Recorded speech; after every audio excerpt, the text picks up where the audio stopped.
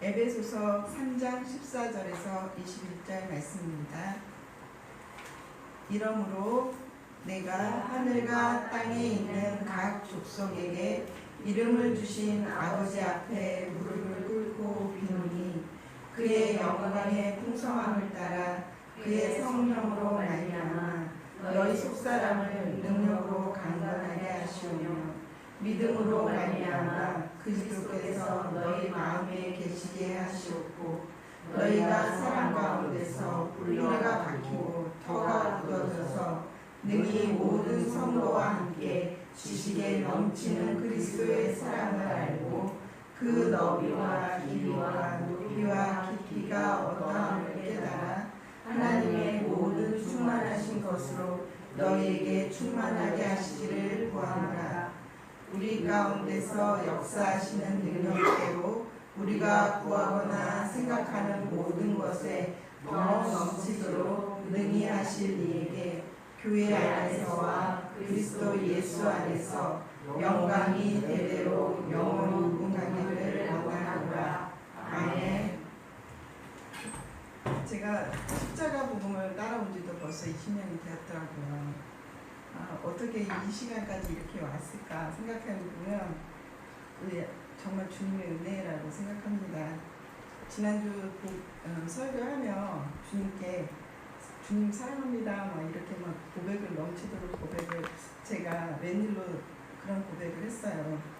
항상 제가 주님께 이렇게 기도할 때 제가 이렇게 들여다보니까 제가 주님께 어느덧 저도 모르게 사역적인 일로 주님 앞에 나아가고 있더라고요. 주님, 이 사람을 위해서 지금 기도하는데 이 사람한테 뭐라고 얘기해야 되나요? 주님, 이 사람 지금 너무 아픈데 주님 도와주세요.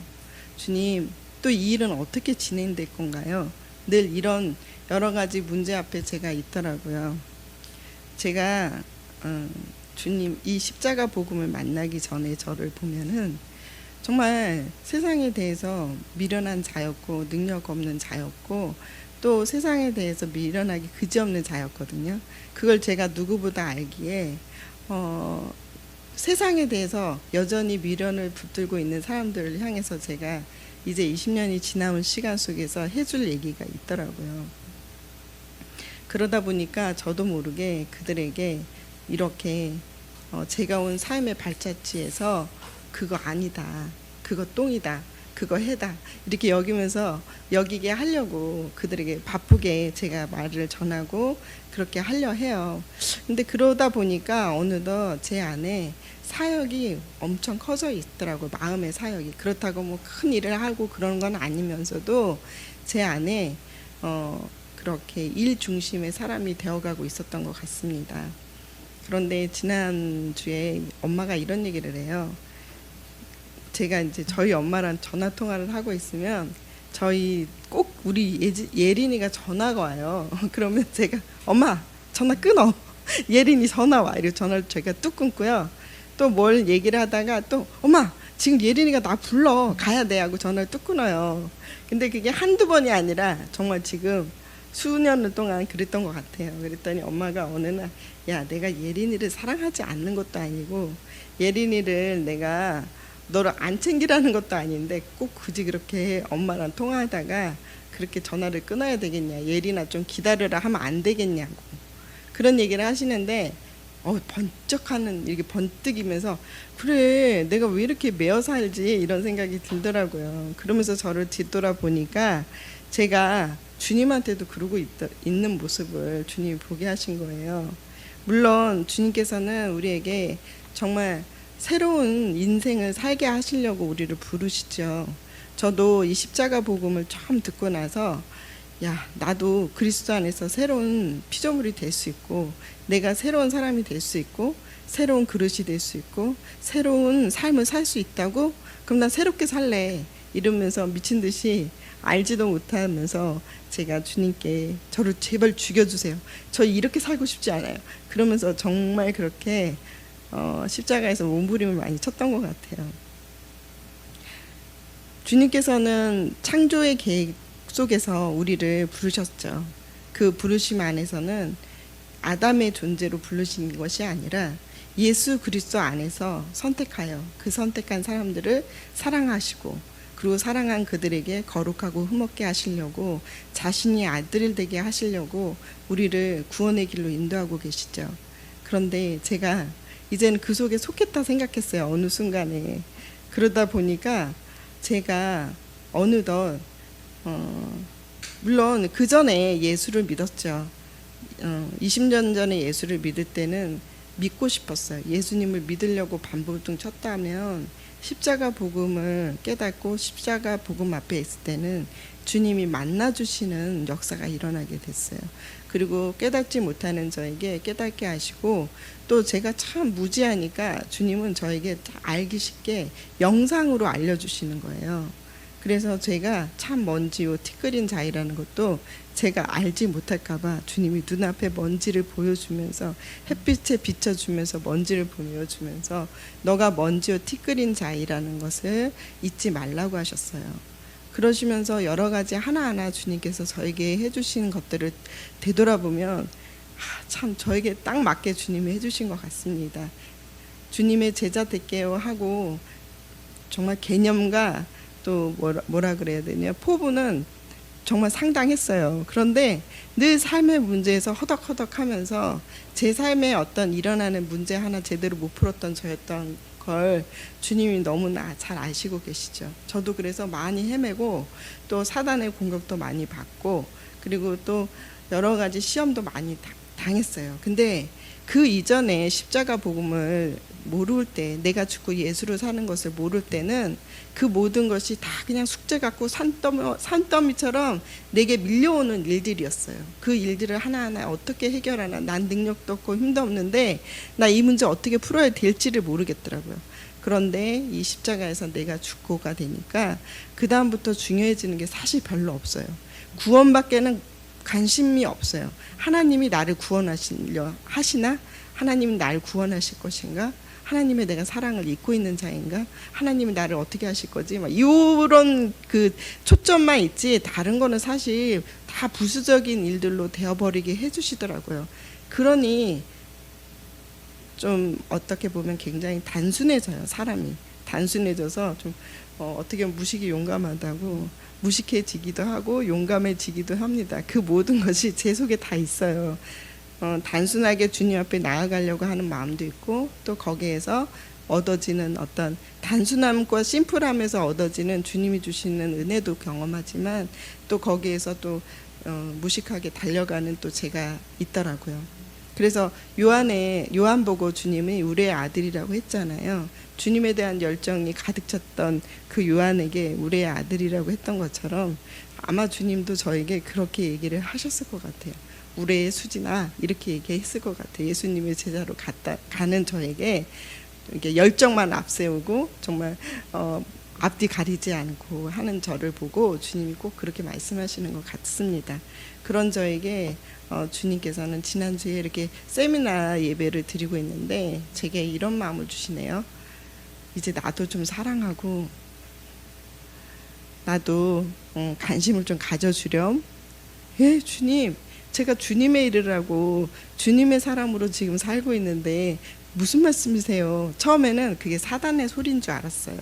그런데 곰곰이 생각해 보니까 아까 말씀드린 처럼 제가 어느덧 주님의 사랑은 알죠. 왜 모르겠어요. 그러나 그리고 또 주님은 성경의 이야기, 성경을 이렇게 들여다보면 성경 속에서는 제자들에게 너가 나를 아냐, 뭘 아냐, 뭐 이렇게 물으시고 질문하신다면 오히려 주님은 저의 이게 무식한 저를 데려오실 때 내가 너를 안다 하시고 내가 너를 사랑한다 하시고 이렇게 오히려 저에게 그냥 답을 먼저 제시를 해줘요. 제가 뭐라 그럴까 질문하고 그 질문에 대한 답을 못 찾을 걸 아시니까 하나님이 먼저 답을 제시하시고 저보고 따라오라고 하시는 분이시거든요. 그런 주님께서 이번에 저에게 또 다시 나도 좀 사랑하고 나도 좀 관심 가져줘라 하시는 그 말씀이 여기 마음 밑바닥에서 이렇게 올라오는 거예요. 그래서 제가 이게 무슨 일인가, 처음엔 이게 사단의 소리인가 그런 생각을 해봤어요. 그랬더니 정말 제가 그 일에 앞서고 사람이 보이고 일이 보이면서 그 사람하고 진짜 관계를 가지고 사랑을 가지고 주님이 원하시는 그 사랑에도 단계가 있잖아요. 처음에 알매 단계에서 또 각게 나누는 단계, 그 다음에 그 사람이 무엇을 원하는 것을 아는 단계, 그리고 그 사람 위해서 생명을 내어주는 단계. 그런 사랑에도 여러 가지 단계가 있더라고요. 근데 저는 그냥 좀 무식하게 그냥 사랑으로 모든 걸 퉁치려고 하는 마음이 있었거든요.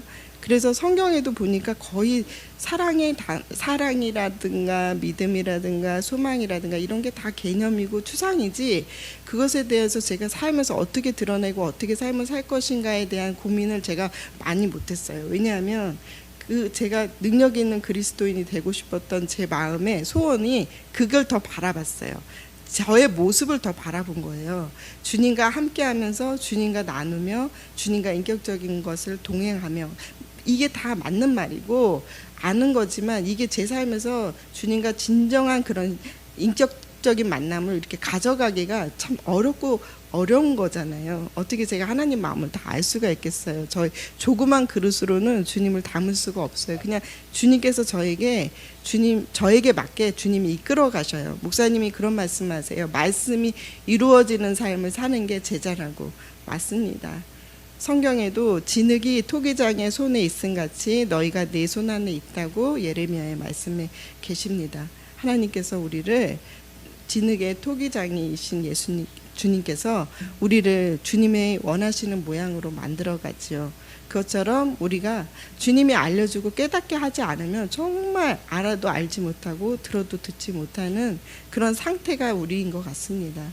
그래서 늘 주님 제 안에서 역사하고 계심을 압니다 하고, 또 제가 실질적으로 삶에서 사역하러 가고 또 항상 나누고 할 때 주님이 역사를 해줘요. 성령으로 역사하셔서 하나님이 저를 하나님이 사랑하는 자임을 나타내줘요. 그게 뭘로 증거되냐면 제가 그들에게 어떤 말을 할 때 그 말에 대한 열매를 맺게 하시고 그 말에 대해서 느끼게 해주시고 알게 해주세요.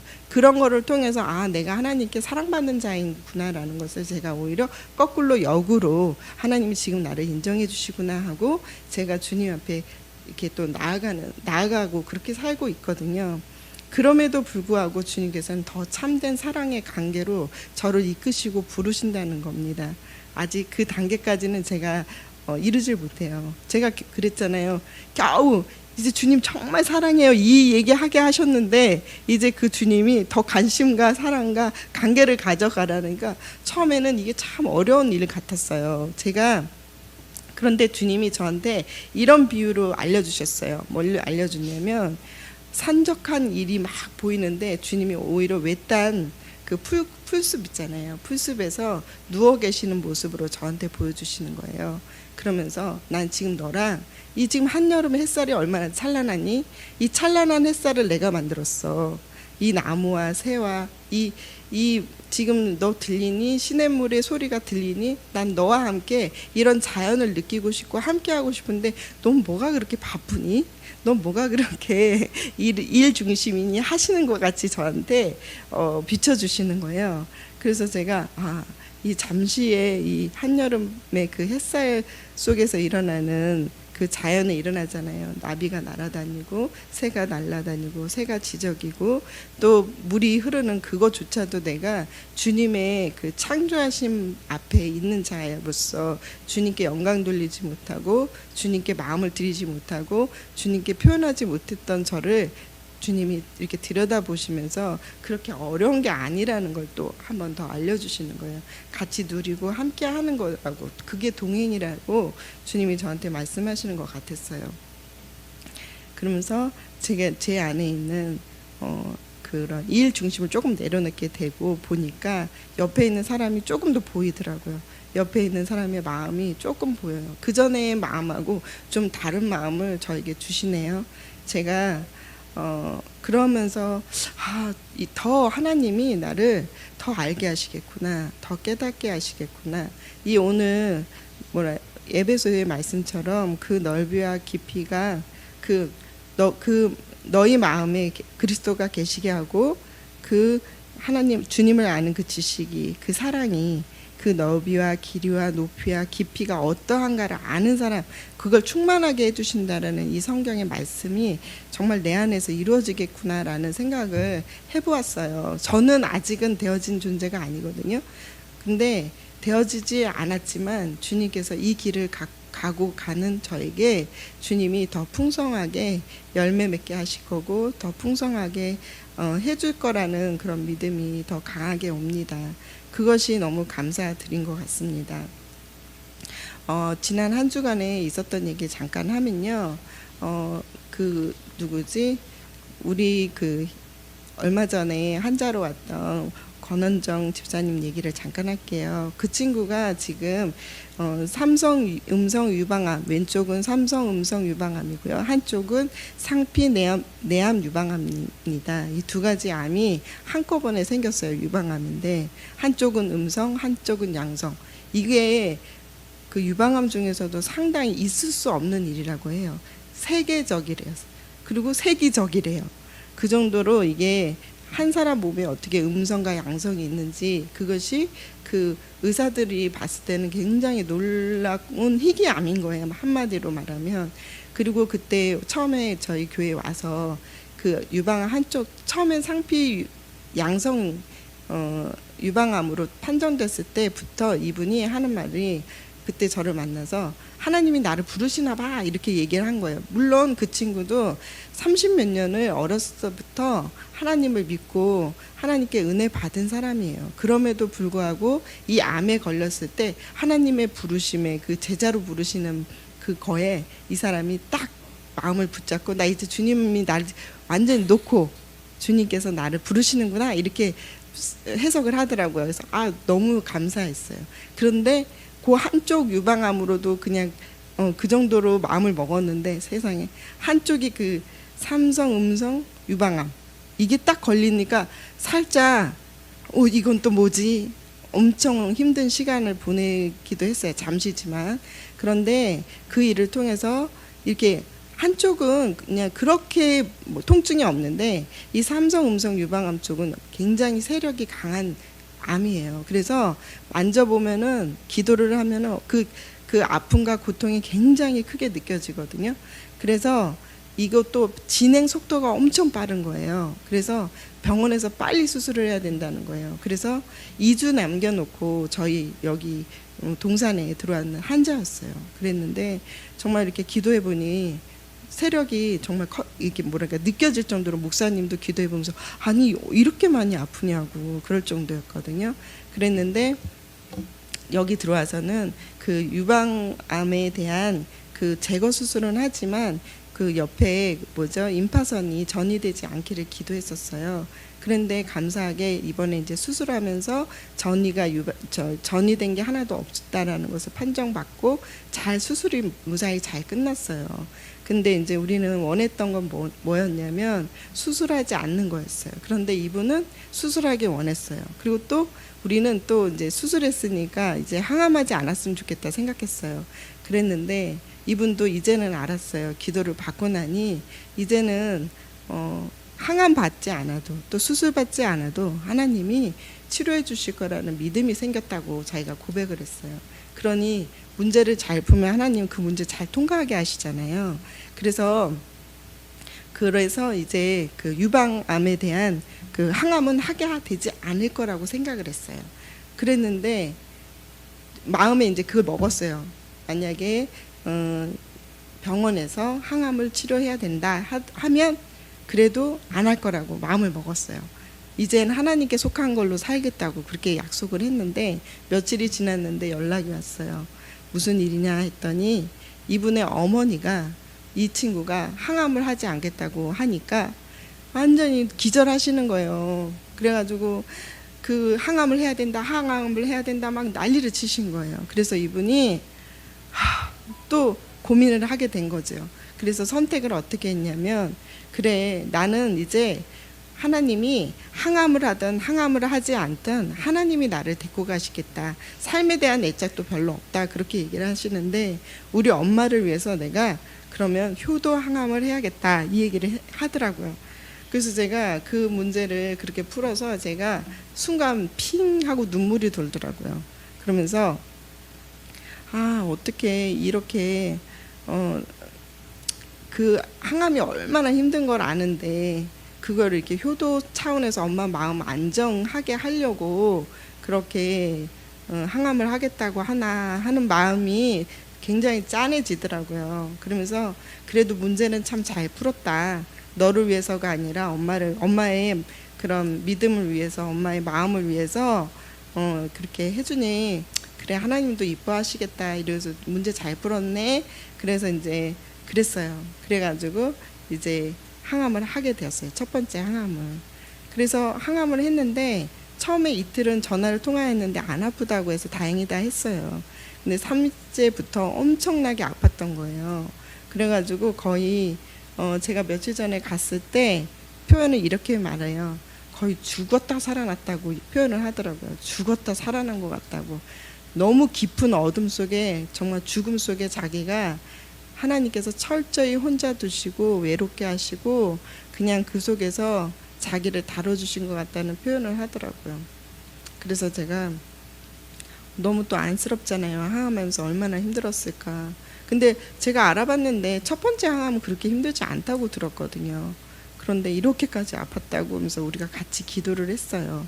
같이 기도하면서 머리가 너무 아프다 그러는 거예요. 머리가 아프죠. 머리를 다 빠지잖아요. 항암 치료한 사람들이.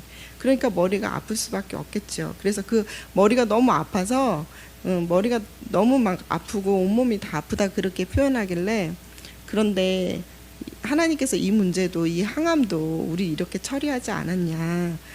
항암을 해도 하나님 낫게 해주시고 안 낫게 해주셔도 상관없다 했지만 하나님께서 이 항암을 통해서 분명히 생각하게 하고 알게 하실 게 분명히 있을 것 같다. 그런데 그런 머리를 쓰고 생각을 하게 하지 못하도록 이 사단이 머리를 더 많이 공격하는 거 아니겠냐. 그러면 우리 이거를 가지고 주님 앞에 더 나아가자 하면서 같이 기도를 했어요. 제가 등에 손을 대고 기도하고 앞에서 기도를 했어요. 어떻게 기도했냐면 가지에 나무에 가지가 붙어 있는 것처럼 우리 주님께 배운 이 십자가 기도로 내가 주님께 붙어 있습니다라는 기도를 같이 하면서 깊은 호흡을 하면서 기도를 하자고. 그러면서 한 5분 10분 같이 기도를 했어요. 그런데 한 10분 정도 기도하고 손을 뗐어요. 어땠어요? 그랬더니 이 친구가 하는 말이 거짓말같이 머리가 하나도 안 아프고 아픈 곳이 하나도 없었대요. 그래서 정말 다행이다 막 그랬어요. 그래서 이 친구도 너무너무 감사해 했어요. 그리고 저는 이제 집에 왔거든요. 룰루랄라 하시면서 역시 하나님은 우리의 기도를 들어주시고 소원을 이루어 주시네 이러면서 이제 집에 왔어요. 그리고 문자까지 왔어요. 나 이제 하나도 안 아프다고. 그래서 이제 잘 된 줄 알았어요. 그랬는데 그날 밤에 엄청 아팠더라고요. 그러면서 그때 자기가 이거 제가 물 위로 올라오라고 이런 말씀을 했거든요. 근데 나 지금 물속에 빠진 거야. 물속에 빠졌네. 근데 나는 내 힘으로는 어떻게 할 수 없네. 그러면서 막 허덕허덕 거리면서 거의 날밤을 새게 아팠다고 그러는 거예요. 그래서 제가 또 그 다음날 찾아갔어요. 그래가지고 그래서 제가 기도를 해봤더니 몸에 열이 엄청 심한 거예요. 보통 심한 게 아니야. 그래서 웬만큼 항암도 기도하면 이 열을 제거해 주시는데 왜 이 열이 제거되지 않지? 그리고 첫 번째가 이렇게 힘들면 두 번째, 세 번째, 네 번째는 어떻게 맞지? 이제 항암을 4번 정도 한 개 병원에서 조치를 취해준 거거든요. 그러니까 4번을 받아야 되는데 첫 번째 이렇게 힘들어가지고 이렇게 죽을 것 같으면 2번, 3번, 4번은 못하겠다 싶더라고요. 제 마음에도. 그래서 좀 낙심이 되더라고요. 어떻게 이 어려운 항암 치료를 잘 이겨낼 수 있을까 걱정이 되더라고요. 그래서 제가 같이 기도하면서 드는 생각이 이런 생각이 갑자기 번뜩이면서 드는 거예요. 뭐냐면 그 친구가 제가 봤을 때 제가 알고 있는 사람들 중에 그래도 이렇게 말을 참 잘해요. 그리고 계산을 잘해요. 그래서 제가 너 나중에 말씀 전하는 사람 될 것 같다. 맨날 제가 이렇게 얘기했어. 그래서 이 복음 따라와, 십자가 복음 따라와 맨날 그랬거든요. 제가 제자로 쓰라고. 근데 이리 빼고 저리 빼고 했던 자매였거든요. 그랬는데 이번에는 딱 이제는 뒤돌아가지 말자. 그러면서 우리 목사님도 보니까 100일 동안 그 사랑 기도원에 쳐넣어서 100일 동안 다뤄주셨다. 너 100일 동안 하나님이 너를 다루신다 생각하자. 그랬더니 항암 치료 그 수술하고 항암 치료 끝나는 게 거의 100일이더라고요. 계산해 보니까 그러네. 나도 그러면 주님이 나를 달아주시는 거야? 막 이러는 거야. 엄청 밝아요. 그래서 그럼 나도 그럼 어떻게 해야 돼요? 그래서 여기가 지금 이 항암 치료 받고 있는 그 지금 그 요양병원에서 혼자 있는데 이 병원이 그럼 그 무덤 속에 있는 관짝 안에 내가 들어있다 생각해 보자. 그리고 내가 이제 여기서 내가 정말 세상에 대해서 육에 대해서 죽고 새로운 영에 대해서 새 마음으로 주님 새롭게 살게 해달라고, 나 주님의 제자 되고 주님의 사람 되게 해달라고 기도하자 그랬어요. 그랬더니 그 친구가 알았대요. 그리고 나서 그 기도를 했어요. 같이. 그러면서 이제 제가 그리고 이제 많이 좀 가벼워졌어요. 아픈 것도 가벼워지고 그랬는데 그 다음날 이제 제가 그날 좀 늦게 집에 들어왔거든요. 그 차가 엄청 막혔어. 한 3시간 반 걸린 것 같아요. 제가 그 저도 나가 떨어진 거예요.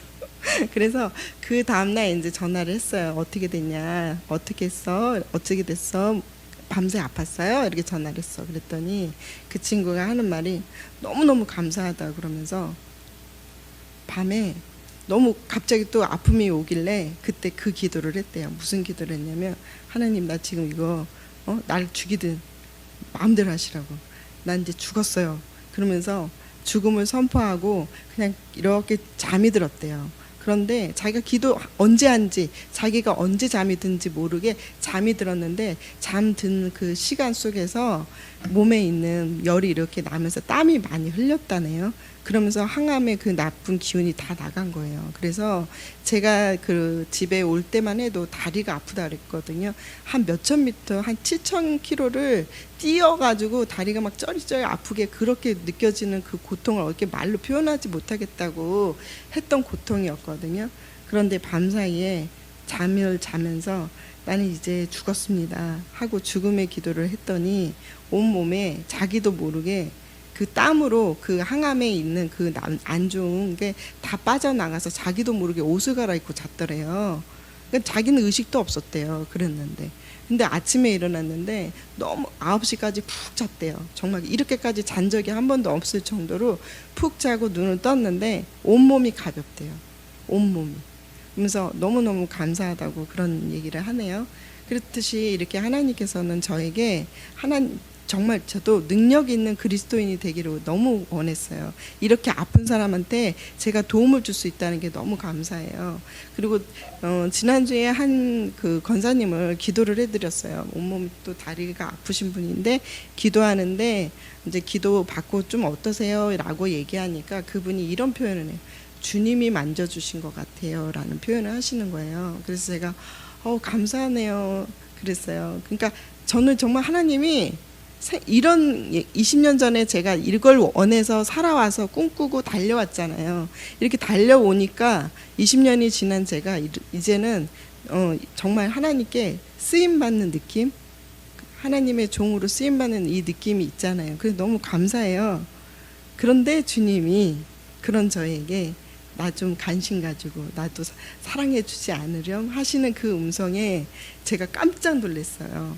그러면서 이제 하나님께서 내게 일로가 아니라 성령의 일로, 성령의 능력으로 강조되어지고 제가 그걸 더 제가 사모하고 바랬던 것 같아요. 그런 주님이 이제 그런 것에 매이지 말고 이제 하나님과 나하고 깊은 관계 안으로 더 들어가자는 그런 메시지로 제가 받았습니다. 저도 이렇게 돌아보면 저도 자식을 낳고 기르지만 제 자식의 문제에 있어도 제가 제 자식도 사랑을 잘 못하는 저예요. 물론 사랑하려고 제가 낳았죠. 그리고 사랑 누구보다 해주고 싶었어요. 근데 우리 아이들이 늘 하는 말은 너무 엄마가 자기를 사랑해주지 않고 돌봐주지 않는 거에 대한 불평과 원망을 늘 합니다. 그런데 제가 그들에게 해줄 수 있는 거는 뭘 해줄 수 있냐면, 자, 그때 제가 예전에 우리 아이들을 키우면서 육아 그쪽에 책에 이런 말이 있어요. 아이한테 계속 잘해줄 수 없다. 24시간 잘해줄 수는 없는데, 아이가 힘들어하거나 아이가 문제가 생겼거나 아이가 빨간불이 들어왔을 때는 그땐 그 아이에게 눈을 맞춰주고 그 아이에게 원하는 걸 들어주고 그 아이의 문제를 해결해 줘라, 이런 말이 있어요. 그래서 저도 우리 아이들한테 계속 잘해줄 수는 없는데, 우리 아이들에게 있는 어떤 문제를 갖고 내 앞에 오면은 저도 그 앞에서는 그때만큼은 그 아이에게 눈을 맞추고 그 문제를 함께 풀어가려고 굉장히 노력을 했거든요. 그렇게 해서 저에게 좀 그래도 이렇게 막 육아에 대한 스트레스보다는 오히려 자유함을 갖고 제가 그러면서 사랑함을 항상 표현해 줬어요, 그 아이들한테. 그래서 저도 누구보다도 사랑해 주고 싶은, 사랑하고 싶은 아이들인데, 내가 사랑하고 내가 낳은 아이조차도 내가 사랑할 수 없는 자라는 걸 점점 더 느끼는 거예요. 이 아이들은 계속 원망하고 불평하고 엄마를 더 원하고 하는데, 저는 정말 그 문제 해결만 딱 하고 이제 또 나 몰라라 하고 내가 삶을 살아내고 있거든요. 근데 이제 저는 그걸 선택한 거예요. 어떻게 보면 제가 우리 아이들에게 계속 눈높이를 맞춰주고 걔네들만 기르고 있었다면 지금의 저는 없었을 것 같아요. 그런데 저의 삶에 항상 목사님께서 이렇게 커트를 이렇게 잘 쳐주셨어요. 물론 저도 주님께서 그걸 통해서 또 쳐줬지만, 제가 아이들만 딱 보고 막 눈높이를 맞춰주고 했다면 우리 아이들한테 제가 얼마나 많이 기대하고 또 그 아이들에게 저도 준 만큼의 사랑만큼 저도 받으려고 했었을 것 같아요. 그랬던 저였을 것 같거든요. 그런데 이렇게 아이들이 부족함을 원망을 할 때마다 제가 내가 너희들에게 계속 눈높이를 맞춰주는 게 오히려 너희들한테 깝깝하게 만드는 거고, 너희들을 힘들게, 그 사랑으로 너희들을 더 힘들게 할 수도 있다. 꼭 함께 있는 것만이 사랑은 아니다라고 얘기를 해줬었던 것 같아요. 저희 아이들에게 설득을 하려고. 근데 큰애는 이제 어느 정도 자라서 이제 그것이 어느 정도 됐지만, 둘째는 여전히 저한테 여러 가지로 불평과 원망을 막 쏟아냅니다. 지금은 그럴 때라고 저는 생각합니다. 지금은 그 아이는 충분히 그럴 만한 때고, 저도 그랬던 것 같습니다. 저도 많이 제 삶에 대해서 원망하고 불평하고, 우리 엄마한테 나를 왜 낳았냐고 그러면서 나 이 세상 살고 싶지 않았던 세상에 나를 살게 했다는 그 원망이 되게 많았었어요.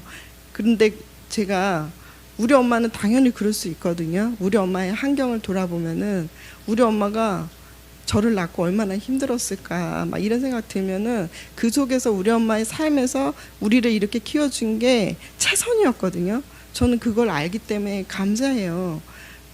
그럼에도 불구하고 저는 원망하지 않을 수 없었지요. 그런데 저는 나름대로 우리 아이들한테 최선의 것을 선택해서 아이들한테 줬거든요. 그리고 좋은 부모가 되려고 노력했고, 또 누구보다도 부모가 되려는 교육을 많이 받고, 그래서 아이들한테 그렇게 가르쳐 보려고 했는데도 불구하고 여전히 그 아이들이 했던 말 중에 가장 저한테 뼈 때리는 거는 왜 나를 낳았냐는 거예요. 이 세상 힘들게 살게 하지 않게 낯을 말지. 그 얘기를 들을 때 제가, 그래, 이거는 환경 탓이 아니구나 라는 생각을 그때 해보게 되었어요. 예전에는 제가 제 환경의 문제라고 생각했는데, 아니야, 환경이 아니라 인간이 갖고 있는 제 문제였더라고요. 제된 인간이 내뱉을 수 있는 거는 하나님에 대한 원망, 부모에 대한 원망, 타인에 대한 원망과 불평을 할 수밖에 없는, 그것이 바로 죄인의 상태인 것을 고발하고 있더라고요. 우리 아이들을 보면서. 그러면서 제가 웃으면서 얘기해요. 나도 니네 나이는 그랬어. 근데 지금 이 나이는 너무 감사해. 아무리 생각해도 너무 감사한 거예요. 제가 33살에 하나님을 만나게 해주셨는데, 그러고 나서 하나님이 물 부어주듯이 은혜를 부어주셨거든요. 그래서 저는 하나님 날 빨리 데려가시려고 이렇게 은혜를 베풀어 주시나 보다 생각하고 저는 40살까지 못 살 줄 알았어요. 근데 40이 넘고 지금 50이 넘었거든요. 그런데 지금 40대보다 지금 50대인 제가 더 건강하거든요. 그러니까 이렇게 변화된 삶을 살아가고 있으니까 너무 감사하고, 살아있는 날들이 감사하고, 또 주님께서 또 열어주실 세상을 또 기대하니 또 감사해요. 그래서 은혜의 마음이 흐르고 조금씩 더 제가 죄인에 대한 사랑이 더 넘쳐나고 나게 되더라고요. 왜냐하면 저도 그 속에서 건진바 되었으니까 이해하게 되고, 이해하니까 좀 더 용납하게 되고 사랑하게 되는 마음들이 점점 이렇게 자라나는 걸 보면서 우리 아이들도 이 예수님만 만나면 나처럼 이 살아온 날들, 태어난 것에 대해서 얼마나 감사할까라는 생각이 들어요. 알지 못하니 지금은 지옥을 살 수밖에 없는 거죠. 하나님을 알지 못하니, 열어주지 않으시니. 그리고 이들이 아직 주님 앞에서 문제 해결하려 하지 않아요. 우리 딸들은 아직 세상살이가 좋다고 하는 애들이에요. 제가 아무리 이제 주님을 만나면 너도 엄마처럼 살 수 있어 이러는데 저의 삶을 좋아하지 않아요. 난 엄마처럼 살고 싶지 않아 이래요. 그래서 제가 그래, 아직 너의 시간은 그럴 수밖에 없다라는 것을 충분히 알기에 저는 기다리고 인내하며 그냥 기다리잖아요. 그러나 주님께서 저 아이들을 내 속에서 낳게 하셨으니 분명히 좋게 하나님이 이끌어 가시고 저 아이의 삶 속에서 분명히 나처럼 하나님 만나주시고 또 하나님의 일을 하게 하시지 않을까 하고 기대하게 됩니다. 소망을 가져보게 됩니다. 그것이 저에게 큰 소망이지요. 하나님을 아니까, 하나님의 선하심을 아니까, 그분의 구원하심을 아니까. 그래서 그냥 저의 이런 모습도 오래오래 참아주셨던 주님, 정말 사랑은 오래 참고입니다. 사랑은 온유하며 오래 참고 저를 기다려주신 주님의 사랑 앞에 제가 있는 것처럼 우리 모두 다 주님 앞에 있는 것에 감사드리자요. 자, 이 시간 기도하고 끝내겠습니다. 기도하겠습니다. 사랑 많으신 하나님 아버지, 은혜를 감사합니다. 늘 부족하고 어리석고 연약한 자이지만 주님의 귀한 말씀을 전할 수 있게 해주셔서 감사드립니다. 주님, 더욱 주님의 사랑에 힘입어서 살아갈 수 있도록 도와주시고 주님과 늘 사랑으로 동행하며 살아갈 수 있도록, 그 사랑이 나타내질 수 있도록 도와주시기를 간절히 빌고 원하며 사랑 많으신 예수님 이름으로 기도합니다. 아멘.